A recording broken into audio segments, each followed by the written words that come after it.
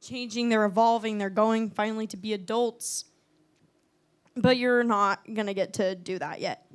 The Lord called me to a life of singleness for now, which, if you know me, Mark's going to have to wait. Rip to Mark, guys. I'm so sorry. But yeah, I'm so sorry. Yes, Mark's going to have to come in a little later. But I'm okay with it, which is really hard. But you know when something's from God, you're at peace. You're like an automatic peace. You know it's right. You know that whenever it changes, you know that's a God thing. So I wanted to read this verse that I actually came across before we even went to a live. Little did I know this would mean a bunch to me. And it's 1 Corinthians 7:17. Nevertheless, each person should live as a believer in whatever situation the Lord has assigned to them, just as God has called them. This is the rule I laid down in all the churches. And that, after looking back at that, it just made me realize that what God has laid out for my life is obviously going to be the best plan. And I love you guys, but middle school girls, like, it is okay to see the people around you growing up and evolving and you feel like you're stuck. That's just because God is working on your heart so hard right then in that moment that he wants you to realize, like, they're fine. You worry about yourself first. So, yeah. Bye, guys.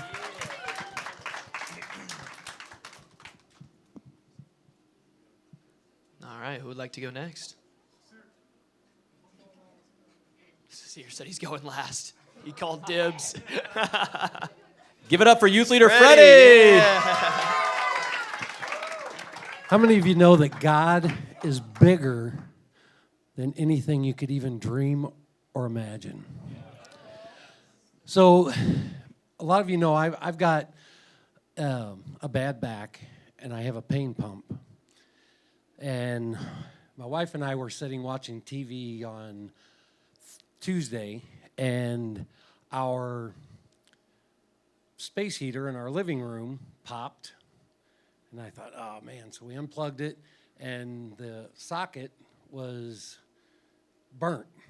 And like, oh, man, glad the house didn't burn down. That wasn't the praise. That's a praise, but that's not the praise I'm up here for. That I still have a roof over my head. But, so I called Tanner and asked him some questions about changing the socket. I changed the socket, and so I'm down on the floor. Now, this socket is about this far off the floor because it's under our living room windows. And we have really tall living room windows. And so I'm on the floor, and I'm leaned over, my back's hurting, and I thought, oh, man, I can't finish this. So I laid on my stomach to finish this socket. And as I was finishing it up, I heard something pop. And I went, oh. And at first I thought that I broke my pain pump, which is right here. And when I went to get up, like my ribs right through here, I couldn't push myself up. I couldn't hardly breathe. All of Wednesday, Thursday. So Thursday night I get ready for men's group, and I was like, God, I don't even know if I should go. And he was like, no, you need to go. And so I said, okay. I said, I'm going to go.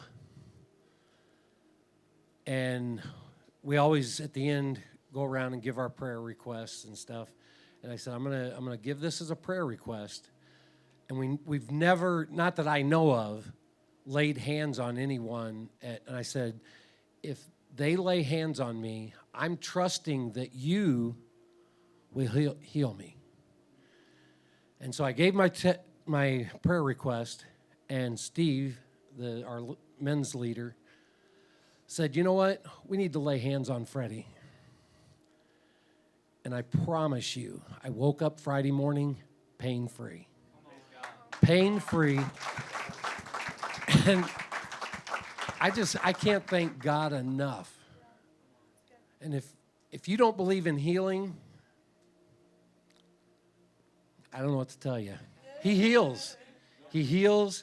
He saves. If you have unsaved loved ones, he saves. So don't ever give up.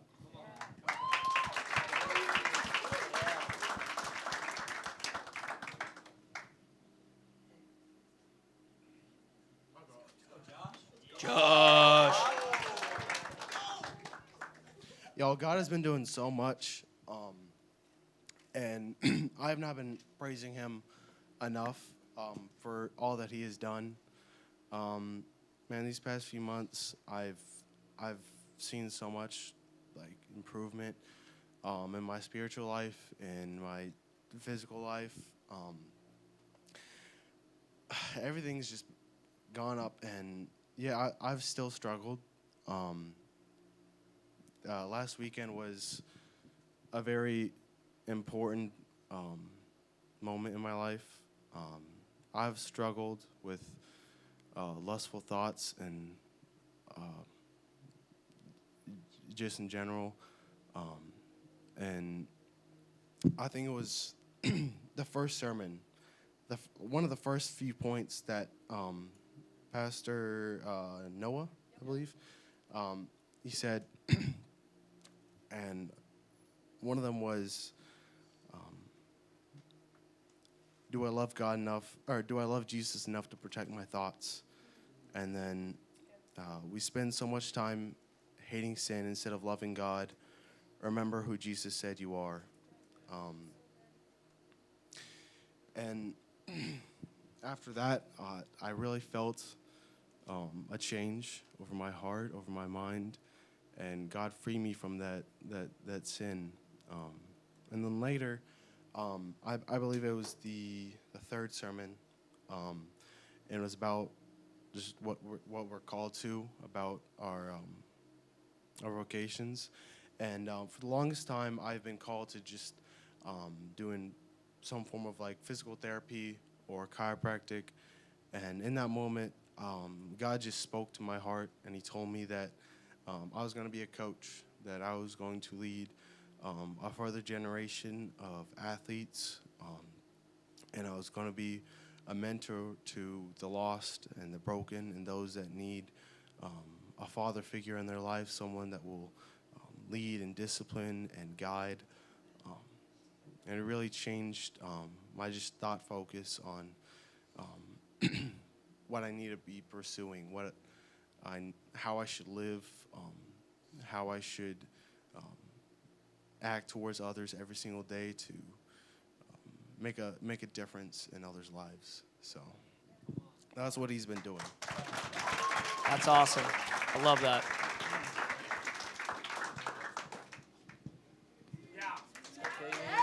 Caleb. So my 6th grade year at a Momentum conference, God called me to worship, and that was very vague, and I didn't quite know what that meant. But this weekend at the third service, that was about like our callings. God, Pastor Austin was just like talking and like kind of like prophesying, like he sees someone in this room that is supposed to do this and things like that. And he talked about this worship thing, and he talked about how like there's someone in this room that like my kids will listen to their songs one day and stuff like that. And that really just spoke to me because I have messed around with music before, and like I've created my own stuff, but I've always been like sort of ashamed of it in a way.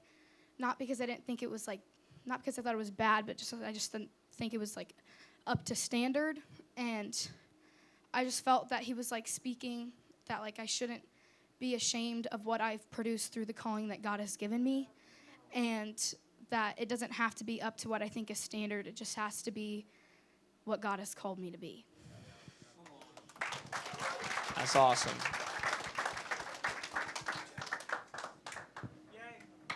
Let's go, Jay.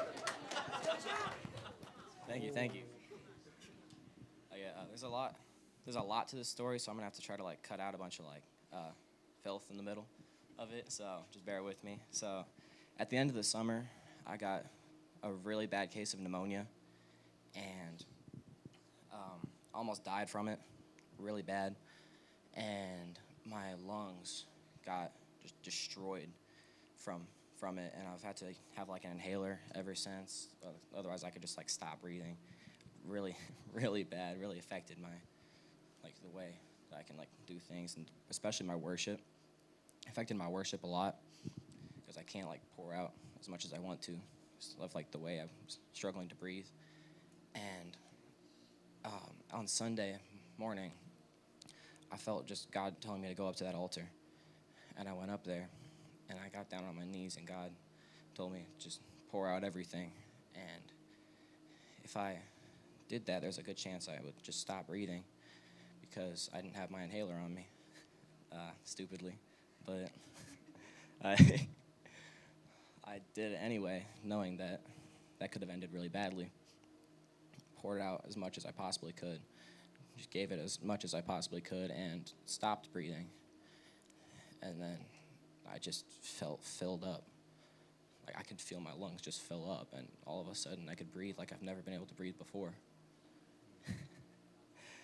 And I feel like God just wants me to tell you that, like, whether you believe in it or not, miracles are real. God can do miracles. He's done plenty in my life. He's healed my shoulder. Thanks for a prayer from Josh. Shout out. My lungs. Man, he's done so much good in my life, and he really is a miracle worker. I need you to believe that. Come on. Come on. It's awesome.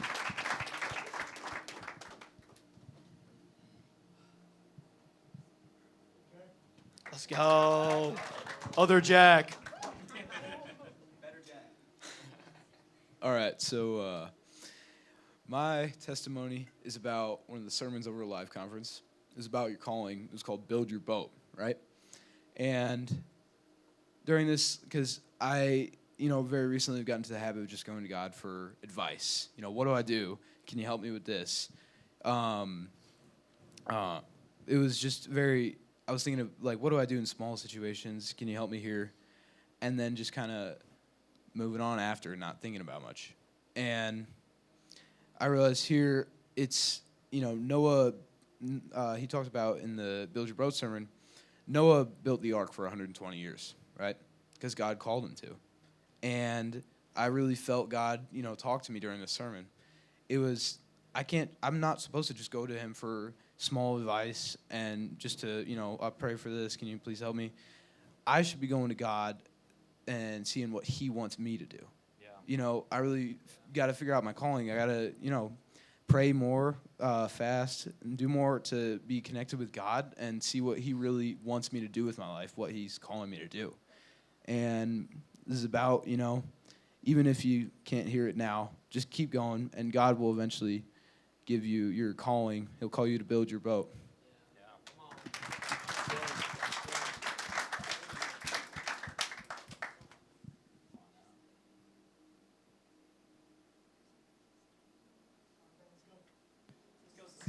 Sincere.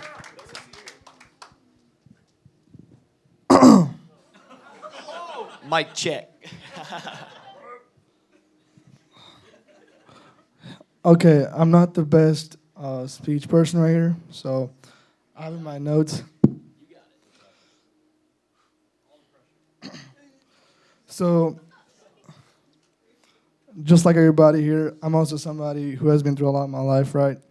And I just believe that the ones who go through a lot and have went through a lot of hardships have bigger purpose and have so much hidden talent and potential in themselves. And but the ones who are walking by themselves without God in a death valley by themselves, are lonely, they're in just so much pain, just so much deeper struggle that we can ever know, And I think it's just so important to have, the spiritual side next to you.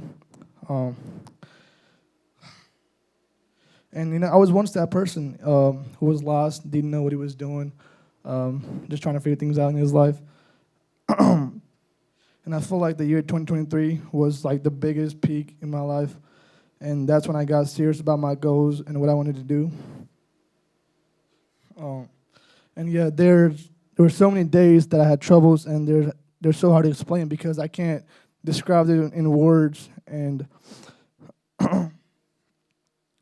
but I knew I had to keep getting better and better in order to become a good person.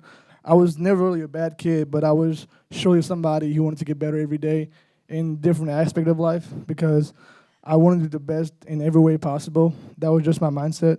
And realizing that I have 4 more years of my school, because I was 8th grade when I thought about all this stuff. Um, I had to really step up, but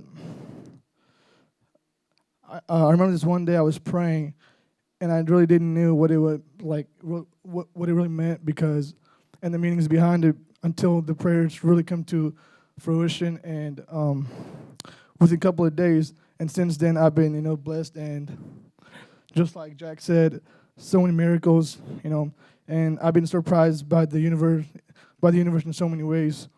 And in addition to that, all the middle school guys right here, or even someone who's trying to figure out who the person above us is, and it might seem strange to you, or you're not sure how to start or anything, but all you gotta do, man, is just have the word of blind faith.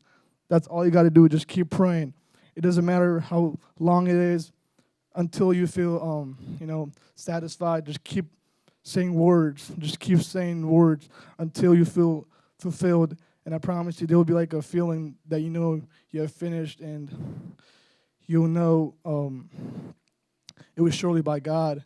And just knowing that He's next to you, like it's just so much deeper, so much more meaningful than you'll ever know. And I also want to talk about these 3 Bible verses that are really important to me in my life. The first one is Isaiah 60:22. When the time is right, I, the Lord, will make it happen. This just tells me that not to worry about anything else, and whatever's meant to happen will happen.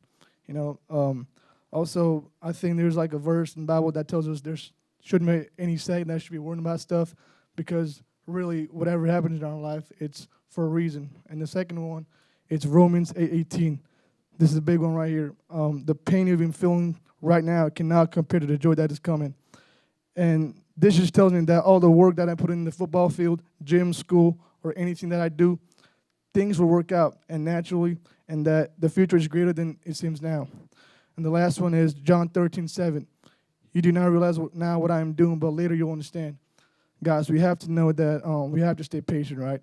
And have to have that blind faith. Even though life sucks sometimes, even right now, there's some things I want to figure out, and I want to understand, but simultaneously at the same time, I have to know that I have to stay patient, because later I will understand why things went the way it did. And I want to appreciate you guys for listening to me, and I hope you'll take a few words from me. Thank you. Good job, man. Tyler.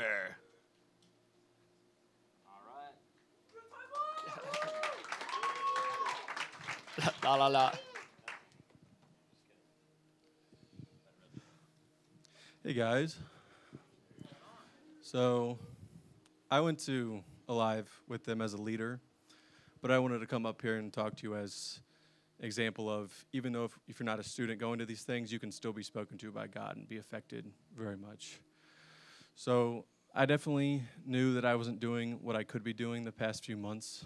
And leading up to this, is kind of just droning and muddling through water, not really doing what I needed to be doing. Even though I knew my calling from Him, I was kind of really drowning myself in work.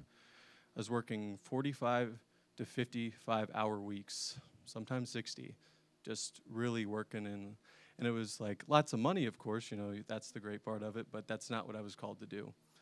This job has been fruitful to me and great benefit to me. It's my uncle's my boss, and he's a godly man, and so it's been a great opportunity, but I definitely haven't been doing what he called me to do. I was called to youth ministry. I still am called to youth ministry, but I haven't been following that path necessarily.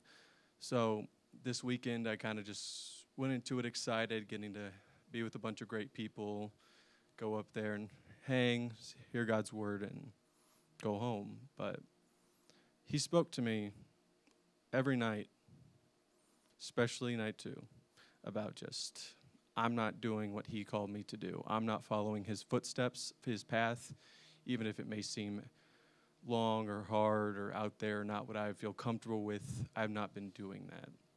I knew that I needed to start my ISOM schooling for my credentials, and I have pushed that off since I first graduated high school. I have pushed off going to college. I have pushed off doing any of that and just absorbed myself into a lifestyle of work, home, and I've been volunteering quite a bit for New Hope. But that's not what my path is.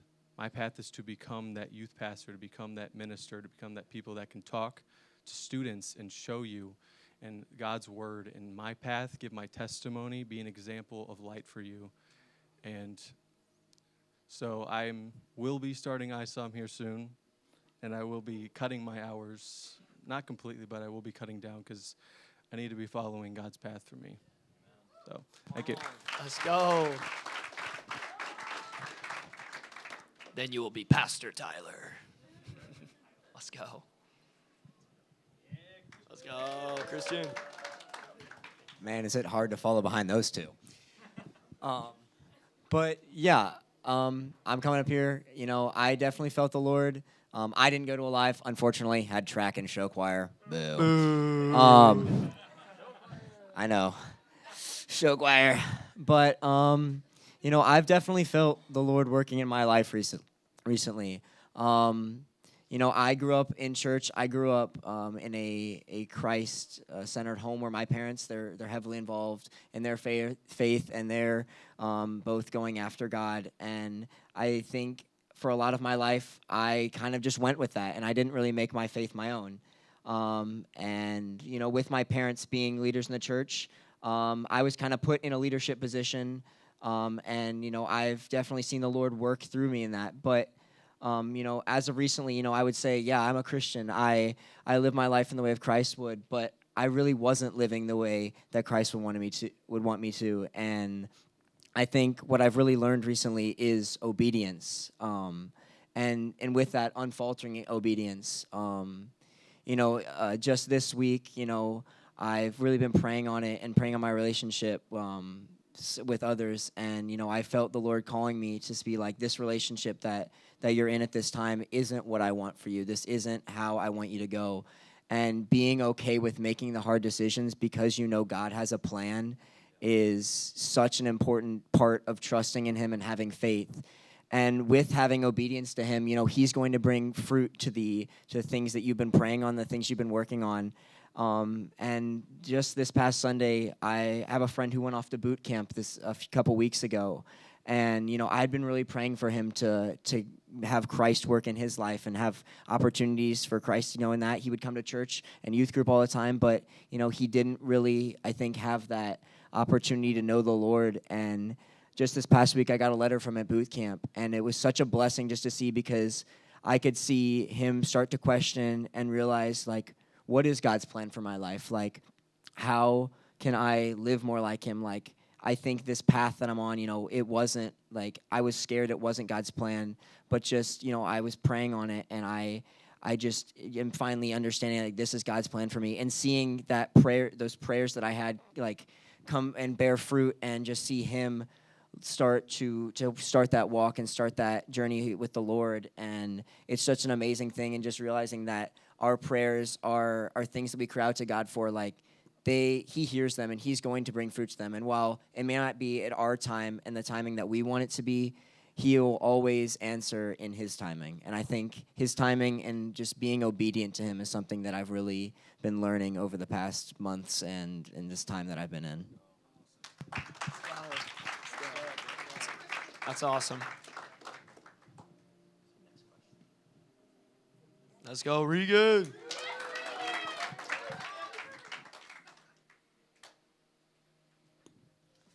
Alrighty, so this weekend at Alive was a blast. Silent disco with Kels, Kirsten, right? Let's go, it was a blast. But also the Lord has also been teaching me obedience as well. Last November, I was called to quit basketball, a sport I've played my whole life. And also blind obedience too, like I didn't know why. And then recently I started a Bible study with my two best friends, which has just been cool. And there's just been a lot going on, and this weekend was just something I needed to just hang out with the people that I love the most and just focus on the Lord. But honestly, I was going into the weekend with one thing in mind. God, I want you to answer this one thing. And then I was like, okay, God, you know what? Use somebody to speak through me to miss the words that I'm missing you speak to me. And so legendary Kirsten Towers freaking comes up and prays for me, and she starts praying over my family and relationships in my family. And I just started bawling my eyes out, and I was like, nobody ever prays over my family. You know, nobody's ever done that. And it's just been rough at home. And my relationship with my dad has been really bad. And I just felt God calling me.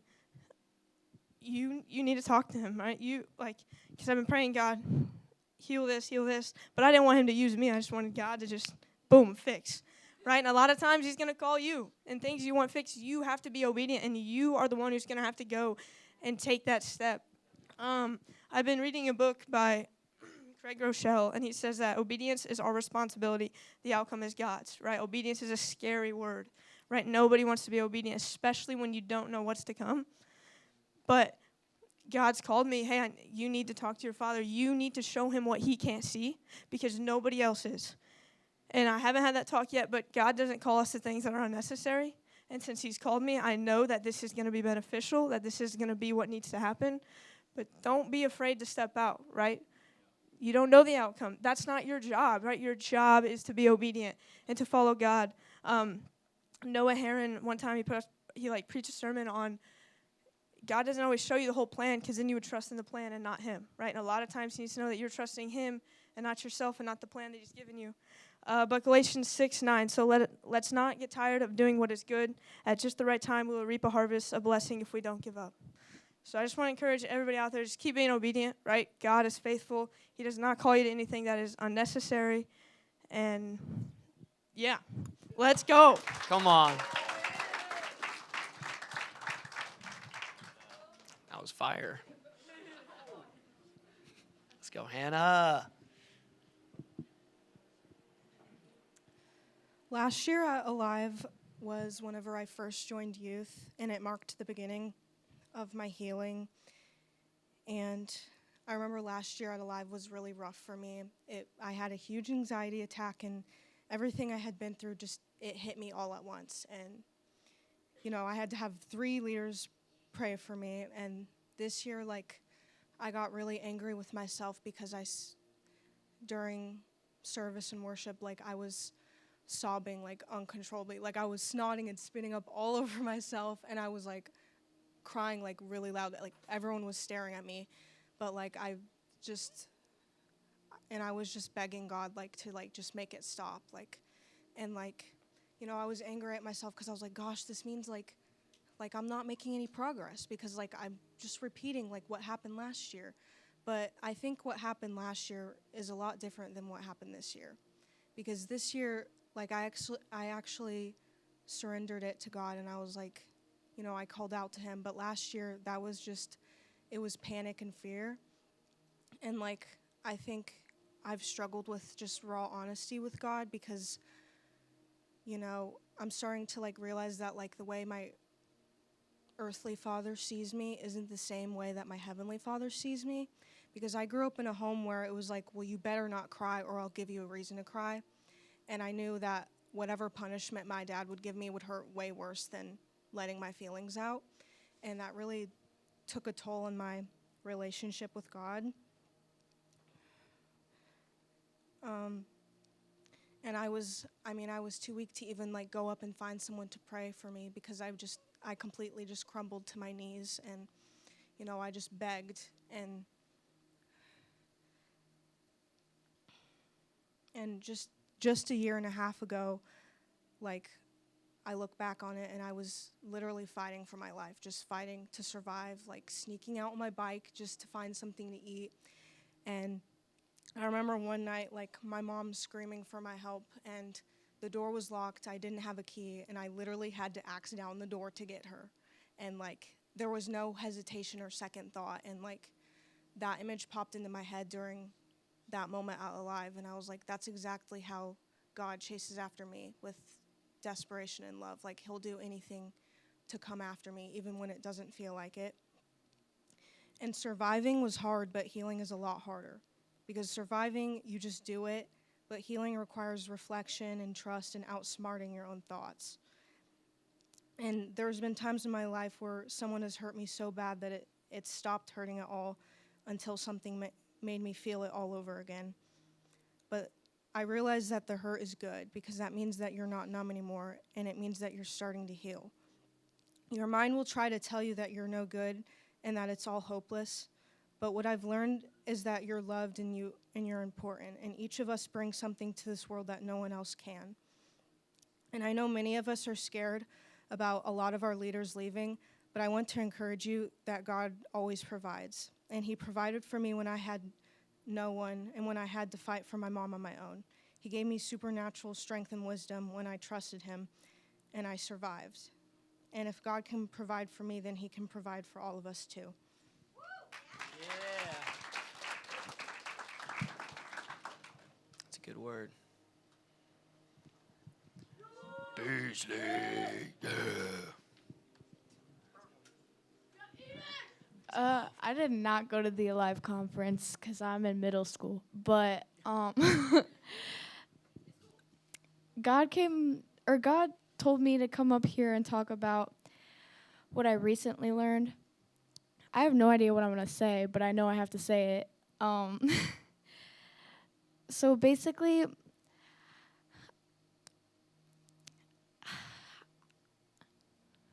it's about being careful and choosing who your friends are, because you know the saying, you are who your like top 5 friends are, you know? And it's really true. And I've struggled with trying to be friends with people and be friends with non-believers and trying to lead them towards the church, and also being it's hard for me to set boundaries on how close those friends can be to me. So I've recently had to cut off a lot of friends, and it's been hard for me because I don't want to hurt anybody, but I know that God has greater for me, and I don't want to put somebody's feelings before my own faith, and I've really struggled with that. And I just felt like God was wanting me to say that you need friends that are close with him so you can have somebody to be your accountability partner.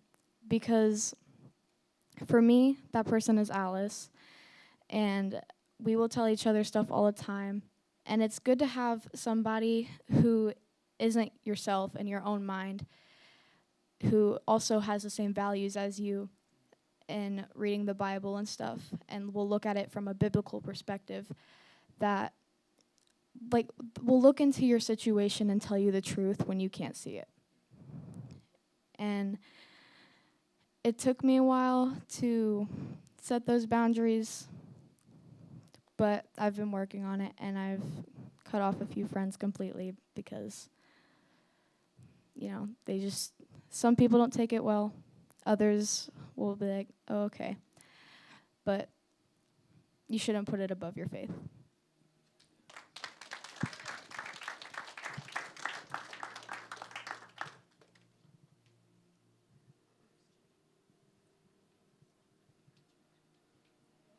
Oh, her sister. Let's go, Grace. Let's go. Okay, I did not go to Alive, and I'm not a student. So, but recently I've been in a Bible study, and it's about how to be more like Jesus and how to be a disciple of Jesus. And it's really cool. I really like it. And I've been really watching, there's this guy on YouTube, of course. His name is Wise Disciple, and he kind of just looks at real world, situations or people and is reacting to them and basically giving biblical scriptures and stuff. And it really made me think if you're not in your word, you're gonna get changed. And if you're not consistent, if you're not reading your word daily, it's not gonna matter because you're not spending time with God. And so your friends are going to change you. And no matter what you do, no matter how hard you try, if you're not being consistent and you're not really pushing for God, then you're going to get pushed somewhere else. It says in the Bible that the road to success and to heaven is narrow, but the path to destruction is very wide.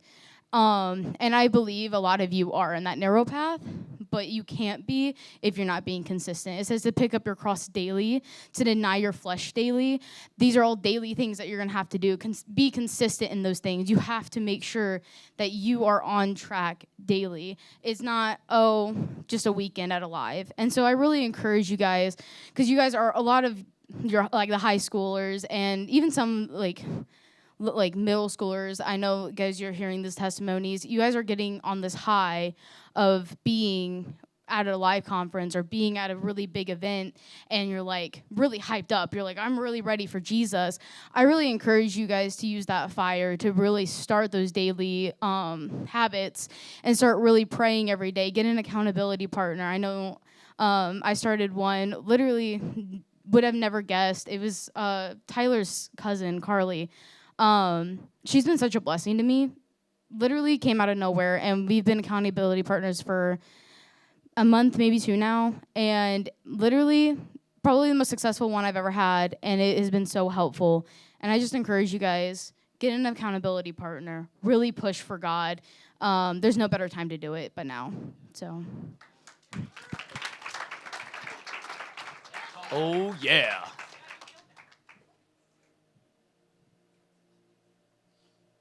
Let's go, May. Hey guys, okay, bear with me because I'm really nervous and I didn't plan to come up here. Thanks. Okay, so I grew up going to Sunday school and stuff like that, and eventually as I got older, my mom didn't have time and she had to work and things like that. And I'd always pray before I went to bed and when I woke up, but I went on calling myself a Christian and not really living and acting like Christ. And I felt like this past year, it feels like a new leaf I'm overturning because, sorry, really nervous. I've had times in my life where I wasn't really living like Christ, and when I would struggle and go through things, God wasn't really even on my mind, and I wasn't turning to him when I really needed to. And this past year, I'm just so happy in my life now. And I'm going to go sit down before I cry, but I just love being here with all of you guys, and I love God. And yeah, that's it. Okay. We love you, May.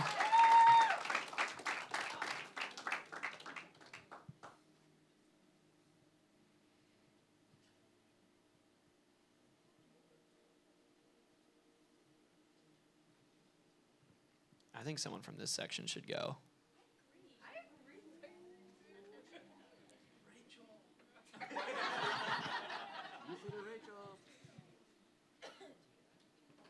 Is someone from the... Oh, here we go. Let's go, Phoebe. Phoebe. Let's go. Okay, well, I'm not a really, social person, I would say. I mean, I'm in the back row for a reason, but, this weekend is kind of weird because I go and I have, 2 really good friends, and then I'm like, what do I do? I know everyone, but I don't really know them, but, it was really crazy because this weekend I got to know a lot of people a lot better, and I'm just really grateful. And, it's really hard to open yourself up when that's not something you are comfortable with, or it's never easy, or it's not how I grew up, being really open with people. So that's been something I've been learning recently. But this weekend I just grew a lot closer with a lot of people, and I'm really grateful for that. And for Uno, for those who know. So yeah, that's it. But yeah. Awesome. We love you, Phoebe.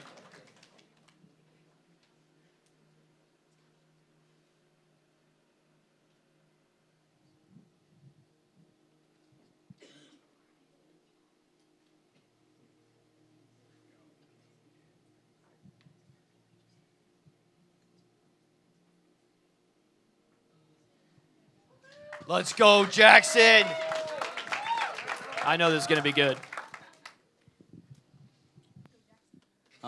So for about like the last 6 months, I'd say I've been like praying for like close godly friends. Like I've had some, like I've had Ian. I know that he loves attention. But I've been praying, and I got to the point to where like I thought like I know that you're real, God, but like why wouldn't you want me to have more godly friends? And I've been praying about that for about like the last 6 months. And I got to the point to where, like I said, I was just kind of just questioning it. And I prayed over a live this weekend. And God sent a friend my way, Cole. And I'm just really happy for that I have more godly friends that can lead me through stuff when I'm struggling. And just thank God for that. And just when you're praying, like, don't give up, because God has a plan for everything, like, no matter the time. That's really all I got. Come on. Let's go.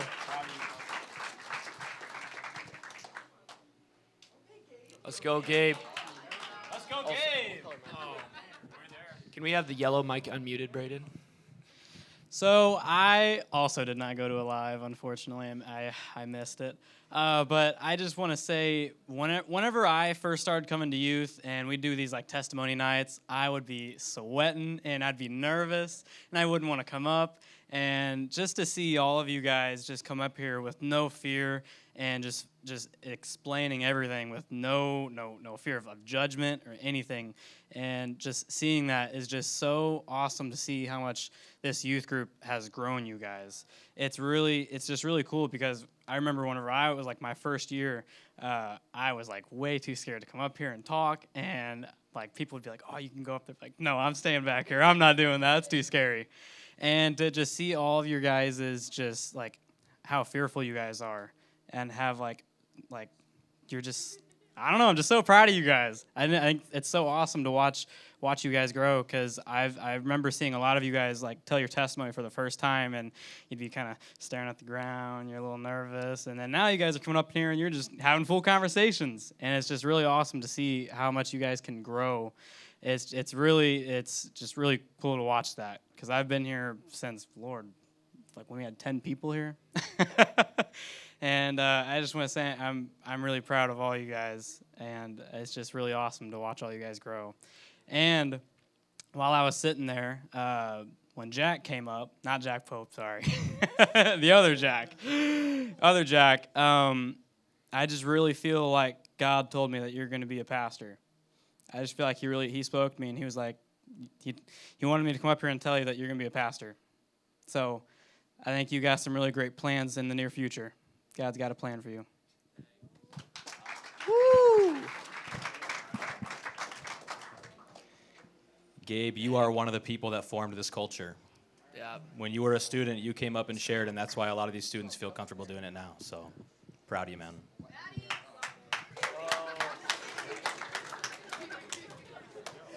Let's go, Dom. This isn't my testimony, but it's just kind of like a thank you to the Lord, because before I moved here, I lived down in Florida, and I had made this really good friends with this one kid named Caden, and I watched him fall into a bad rabbit hole of drugs and addictions, and ever since then, I've kind of like wanted him to get better, and 18 days ago, he started to started his journey to get clean, and he's currently 18 days clean from all of his addictions, and I just want to thank him for that. So that's, yeah. Well, praise God.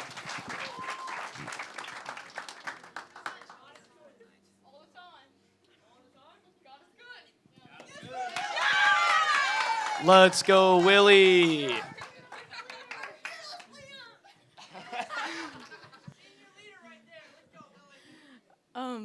So I've always like, I grew up in the church, but I was always like kind of lukewarm about it. Like I was always 1 foot in, 1 foot out. But then Aubrey, she just kept inviting me to come to youth here. And I just, like, the friendship in the community that's here is just really encouraging. And I'm just thankful for the connections and the leadership that I found here. Let's go, Willie. We love having Willie be a part of the fam. Senior leader. Fearless senior leader. Who's next?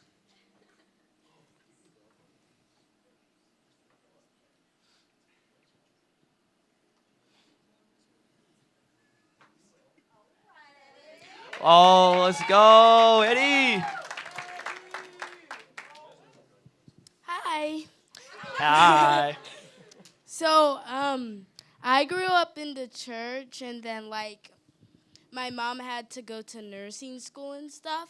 So, like, I had a huge gap of not going to church and stuff. So, that really affected me. And then once I started New Hope in 2023, it really changed my life. Like, I feel more happier.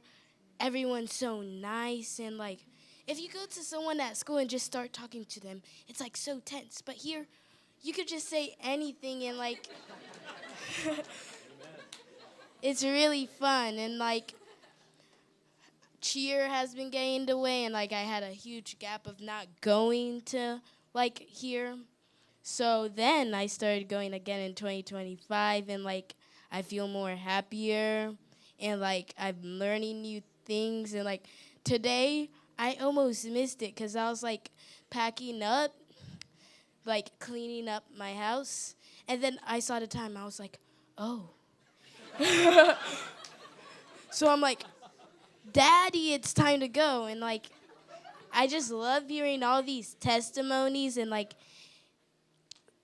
praying and like everything here. Like, New Hope has taught me a lot. And like, yeah, like, this is like off topic, but like, praying can really change your life. Like, whenever I pray before a test, like, praying can never go wrong. Like, it can happen like it can happen like quick or long time, like when you want it to. But whenever I pray anytime, it always just goes right. It gives me what I want, and like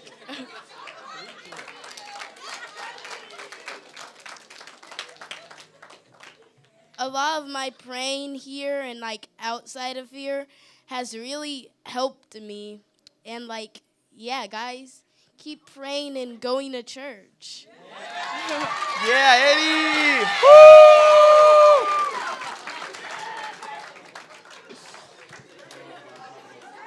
He's about to get a Holy Spirit towel out.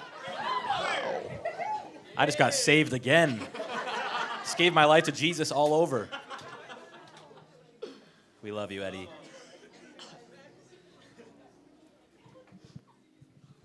All right, we got time for a couple more. So if you're feeling like you need to share, get up here. All right, here we go. Carson, let's go. Come on.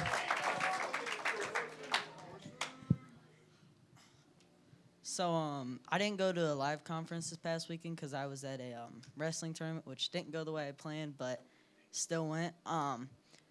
And a lot happened within just a couple hours, like with wrestling and me and my father. Me and him really haven't been really as close as we used to lately, and I've just been praying over that heavily. And this past weekend, like, something happened with one of my matches, and he kind of just got mad and just walked out. Then I tried calling him and talked to him, and it's just like I felt like the devil was just talking through him because he was just telling me like how disappointed in me he was, and like how much like my brother, he just made the state and how much better I could be. And he's always compared me to him, me to him, and he's younger, and he's done a lot better than me, or a lot better than me in life than I've done. I have a lot of addictions. With lust, that's one of them. And then starting high school, just watching my friends and my cousins, like smoke and stuff like that, I got tempted and I did it too. Wasn't very happy with myself. Went to my buddy Dom and I started pouring everything out, and he stopped me and just said, "Let's pray over it." And with me having the lust and smoking addiction, it really was the first start of the school year, and I have not been I haven't had any addictions with smoking or lust for a couple months now, and I feel like God's really pushed aside the friends that are not good for me and really opened my mind to what He can do and the more faithful friends I can have. So praise Him. Come on, let's go.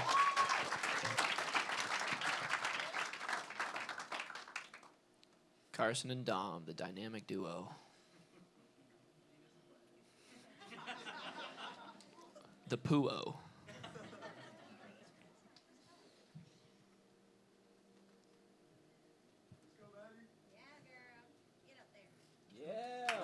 Maddie.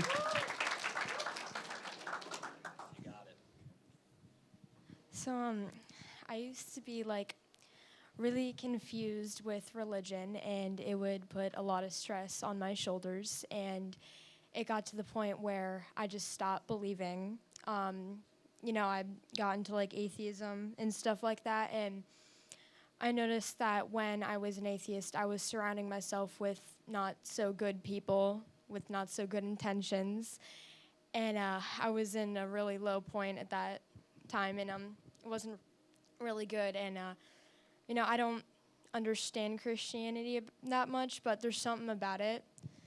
I'm trying to get closer to God because there's something about it. It just makes me feel supported in some way, or it makes me feel good. It almost makes me feel connected, I'm not so alone all the time. So I'm trying my best to get closer to God, trying to be more Christian-y, if that's a word.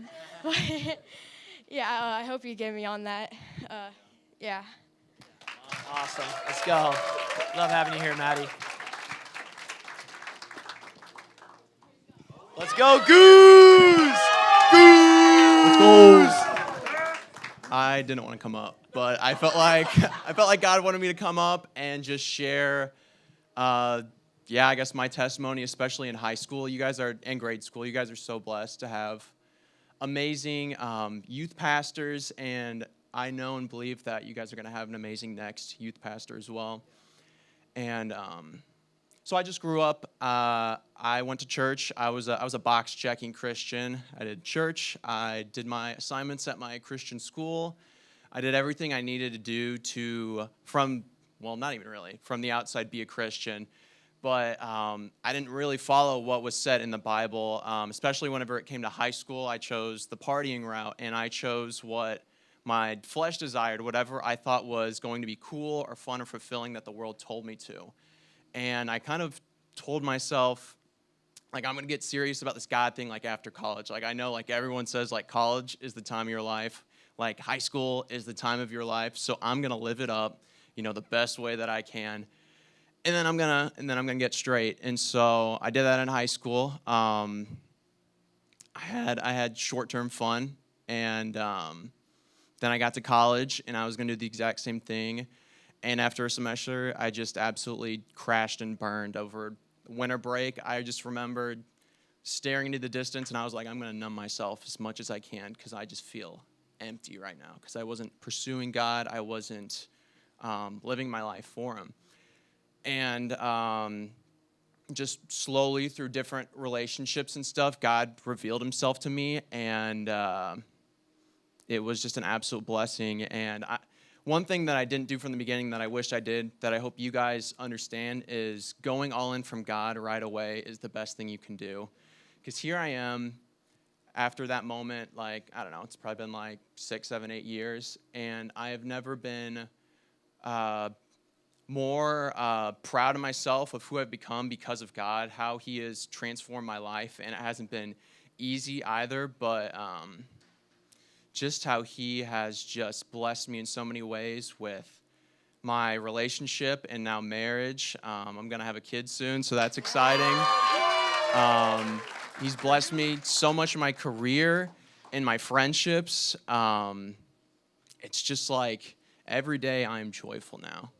And I mean, the biggest thing in my life I regret is not pursuing God all in sooner. So if you're thinking like, I'm going to go to youth and eventually like I'm going to shape up, or once I meet a girl, I'm going to shape up, or a boy, just go all in right now and you're never going to regret it. And that's going to be the best decision that you could ever do. Come on. That's good. Let's go. Enormous. Cool. Let's go. I'm gonna be honest, I really, really did not want to do this. But Jackson told me I should, and well, a lot of people don't know this about me, but like, I try to not like show it, and I try to like not like put a mask on, but like hide it. But like for the longest time, ever since like I started middle school, I've like struggled with a lot with like anxiety and like depression and like all the mental health stuff, and like I really, really didn't want to like accept that and like make that who people thought I was. So I try to hide it and be the person that's always laughing or joking, and it really took a big toll on me a lot in high school, especially freshman year, and like I'd say like around like the winter time it got really bad just because I was letting go of some friends, and then it was just really hard, and I didn't lean to God in that time, and I don't know, I just didn't feel like I had really anybody to talk to, and it lasted for a long time until around like summer camp last summer, and I felt like it got a lot better because that's something I prayed for at camp, and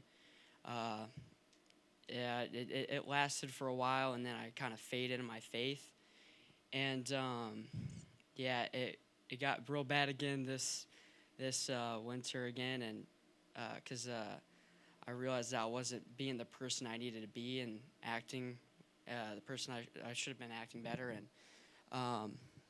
yeah, I'd say around New Year's Eve, we do this thing to where we meet up with the DeCluse, Smiths, and a couple other people. And I remember we were all praying because we usually pray before the New Year's. And I remember it was my turn, and I was not really happy because I didn't feel I was really ready to get prayed for. And I remember my sister, she prayed for me, and just saying things of like encouragement, and I just haven't heard that in a really, really long time, and it really helped me, and I felt like ever since then my faith and with God's been better than it's ever been before, and I could see my anxiety and depression slowly fading away, and ever since then, ever since I lost those friends that weren't good for me, I've been praying for a good friend, and I know Jackson came up here and said something about it, but I really did not know that you prayed for it too, and that's something I've been praying for a very long time, and I'm very blessed to have good friends around me, and a great youth group that's here and will help me be accountable in my faith, and I'm just grateful for every one of you guys, and I'm just happy to be here. Come on, let's go.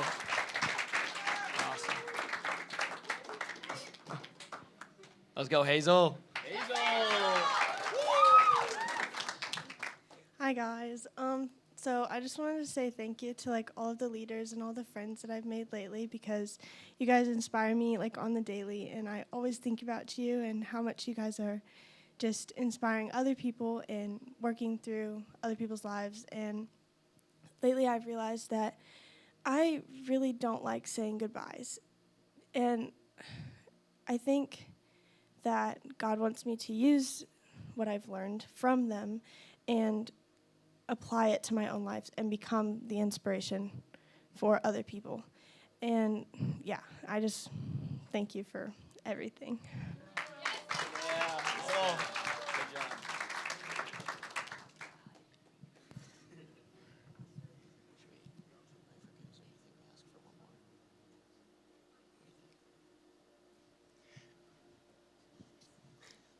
We'll do one more.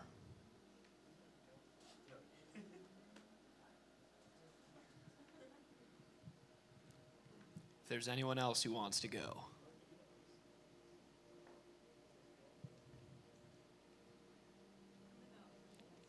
All right. Come on up. Youth leader Nikki. All right, here we Give go. it up for youth leader Nikki. All right. I think I can tie it all together. Talking about the Red Flag series, and a couple of you have talked about obedience. And my husband and I, we've been married for, it'll be 14 years this summer. Together, like 16. It's so weird. But, you know, when I met Brian, I wasn't living for the Lord, and I decided that that was going to be the difference in the person I chose. And anyway, we got married, and recently we've been through a lot of stuff in this time. But it's so cool to have somebody who sees you in your every form, and you get to pray together when you go through a hard time. And we weren't always good about praying together when we should, mostly around dinner we did. But anyway, recently, this goes into like how important it is for you guys and your friendships too, because in college, I had a friend group that was very full of like drinking and gossiping, and like if a girl wasn't in the group, we were gossiping about the person who wasn't with us.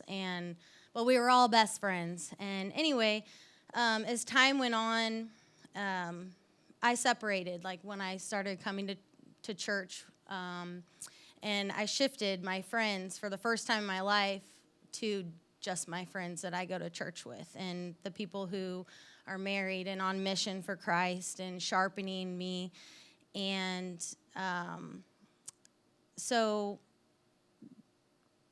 Brian and I recently, we've been going through this, and if anybody knows me, I share a lot. I like to share God's goodness. I mean, if you're a Christian for a long time, He's going to do a lot of things in your life. And so tonight, I wasn't planning on sharing. That's why I'm kind of all over the place. Sorry. But anyway, okay. So, have you ever been falsely accused of something? Or like just something just totally comes out that's not true? And anyway, a few months ago, one of the friends that I used to have, she came at me with something that was kind of from left field. I didn't understand. I felt like it was a big personal attack from the enemy, because this was someone who I'd poured into a lot. And finally, Brian said, you know, and I think of you, Pastor Peyton, when you talk about evil people, because I really try to give people the benefit of the doubt and, you know, chance after chance and pray for them. And she would always tell me that I was the only person that was there for her. And finally, Brian's like, this is not a God thing, Nikki. You just gotta, like, let it go. I'm skipping a lot of really bad details. But anyway, so this person started attacking my social media, like comments and stuff, and they're still out there. I didn't delete anything. But anyway, so I was getting scared. Like, why is this person doing this to me? I really don't understand. And my first thing normally would be to, like, go to my friends and go to, like, pretty much all my people. And this time, I decided to go to God first, before anything else. Before I say anything or do anything, I'm going to go to God. So I went to God. And Brian and I, as a married couple, because this was kind of a thing for both of us, we sat on our bed and we prayed and we cried, because it's a lot. And God just told us to be still. And I just laugh because you guys, I am not one to be still, man. I am like, I am like ADHD. I am like, go, go, go, talk, talk, talk. So to be still, I'm like, okay. So we just prayed, we stayed on it. And also, Brian started with this. It's just a random saying, but imagine being bitten by a snake, and instead of focusing on healing from the poison, you chase the snake to understand why it bit you and to prove that you didn't deserve it. I wanted to defend myself so bad. I wanted to give her a piece of my mind and then tell her that I am the Christian that I say I am. We all have sins and flaws. I'm not perfect, and I'll be the first one to tell you that. But then, this is where it's so important to have a spouse that you can rely on and a church that you do Bible studies with, because we're in a Bible study right now, the Bible in 1 year. And the very next day, after me and Brian prayed, my Bible verse tapped and was like, for I am the Lord your God who takes hold of your right hand and says to you, do not fear, I will help you. And then Brian's Bible study was, all night long I flood my bed with weeping and drench my couch with tears. My eyes grow weak with sorrow. They fail because all my foes away from me, all you who do evil. For the Lord has heard my weeping. The Lord has heard my cry for mercy. The Lord accepts my prayer, and all my enemies will be overwhelmed with shame and anguish. They will turn back and suddenly be put to shame. And, we've just continued to pray and be quiet. And anytime I have a post or something about a Bible verse, nothing else matters. Nothing else is liked or commented on. But if I have a comment, the weapon may be formed but won't prosper, or love is what you say and not what you do, I would just get attacked. And I just stayed quiet. And, for the first time, I decided to block somebody. I ended up blocking them, and I was scared. I don't know what this person's capable of. If you can accuse me of things like that with a clear conscience, I don't know what you're capable of. But I kept praying. And anyway, my last verse that I'm going to share with you is, sorry guys. I know this is way more than 3 minutes. I'm so sorry. Okay. Yesterday, I told Brian, I was just like, I'm just kind of scared, I don't do well with evil stuff. I don't do good with that. And I'm not built for this. I need God's strength to get me through this and defend me and protect me and to fight our battle that we can't see. And I know that he has done that this whole time, because things just haven't evolved the way that we were told are going to evolve. And this morning, I was a day behind on my Bible verse. Anyway, today it said, the Lord is my light and my salvation. Whom shall I fear? The Lord is my stronghold and my life. Whom shall I be afraid? When the wicked advance against me to devour me, it is my enemies and my foes who will stumble and fall. Though an enemy besiege me, my heart will not fear. Though war break out against me, even then I will be confident. I will remain confident in this. I will see the goodness of the Lord in the land of the living. Wait for the Lord. Be strong and take heart. Wait for the Lord.